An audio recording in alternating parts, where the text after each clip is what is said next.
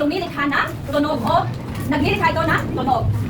Okay, sa pangatlo ay pang-apat na halimbawa. Sinigang na sabaw na simoy ng sariwang hangin.